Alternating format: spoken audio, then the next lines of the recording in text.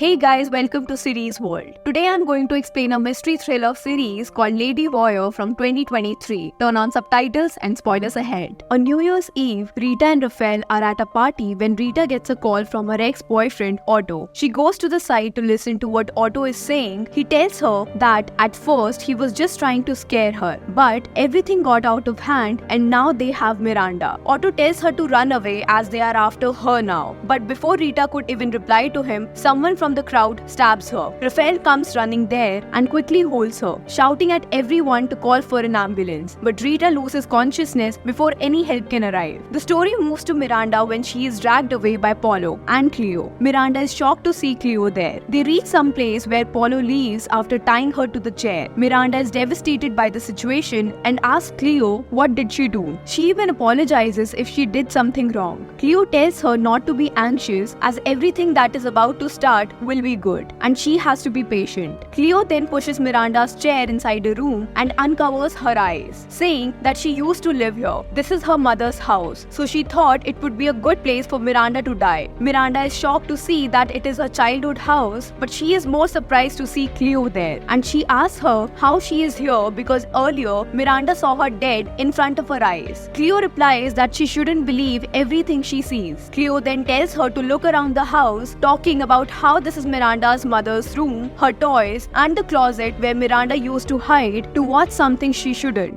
Miranda is confused by how Cléo knows every detail about her childhood, and when she asks Cléo about it, she is shocked when Cléo reveals that she is her sister, Gabriela. As Cléo takes out her gun and tells Miranda to get ready for her death, the story goes back to 11 years ago, when Miranda went to visit her mother's grave. Miranda soon goes to leave the graveyard, but when she turns around, she notices Fabio on her mother's grave. She is furious at his visit and goes to confront him, as he was the one who killed her mother. But instead of giving her answers, Fabio kidnaps her. He takes her to his house and throws her in the garage with her hands and feet tied. He says that he will kill her if she makes any noise, and then he goes out to welcome his new girlfriend and her daughter, Rita. As the three of them go inside for dinner, Miranda slowly drags herself to the other side of the room and starts to cut her ropes on the edge of a shovel. Back in the present, Cléo puts the gun on Miranda's head, saying that she had been thinking about getting back at Miranda for a long time because she had to do something with all the anger she hid inside. Cléo says that what Fabio did to her wasn't physical pain. It was abuse, humiliation, and loneliness. She says that Miranda knew she was being abused by Fabio, but she did nothing to help her. Cléo says that Miranda was also there when their mother got killed, but she did nothing to stop that either. Miranda tries to say that Fabio got what he deserved, but Cléo gets angry, saying she doesn't care about Fabio, she cares about her. The story goes back to 11 years earlier when Miranda managed to free herself and was trying to find a way out when Rita came there. Rita is shocked to see her there and asks Miranda who she is, to which Miranda explains that Fabio kidnapped her and that he is also a murderer who killed her mother. Rita believes what Miranda is saying as she was already suspicious of Fabio, and together they plan to run away from there. Rita says that she can't leave her mother alone, so they both go to her mother, who is reluctant at first, but after hearing everything, agrees to run away with her. In the present, Cléo sets up a camera to record everything, saying she wants to remember this day forever. She then reminds Miranda of the day their house caught on fire. When Miranda says that she remembers that day as they were both alone at the house, Cléo reveals that she started the fire because she was so angry and wanted to burn down the place where she was humiliated for being adopted. Cléo says that their cruel grandmother kicked her out of the house, and if she had let Miranda get burned with the house, her life would have been so much easier. On the other side, police are investigating Otto's murder and asking Gloria about her relationship with him. Gloria is still shocked by everything that happened and only murmurs that they took Miranda. Inaz is surprised to hear that Miranda was here, and Gloria again confirms, saying she was there but a man came there who took her and also killed Otto. Just then Rafael comes there and quickly goes to comfort Gloria. Joker also comes there as he tells Inaz that Otto and Lorenzo were the same person and he was using a fake identity. Gloria gives a letter to Rafael, whispering that Otto didn't kill Rita and that he left this letter explaining everything. Rafael reads the letter in his car. Otto had written in the letter that he was sorry for all the pain he caused his mother, but he got involved in the revenge that wasn't his, and Rita paid the price for that. Otto also wrote down the address of the killer, and Rafael quickly went there. At the address, he found Paulo and instantly punched him. Miranda is still tied to the chair and asks Cleo what she has against Hector's family. Cleo replies that she has so much against them, but first she wants to tell her about Fernando. Cleo tells her that she has always been so naive. She then starts to explain, saying that Fernando was angry at Hector for stealing the love of his life, Diana, whom he thought was his sister at the time. She says that they joined forces to take their revenge, as Fernando wanted to make Hector pay and take Lucia away from him. Miranda says to her that she is insane, to which Cleo replies that she is insane with hatred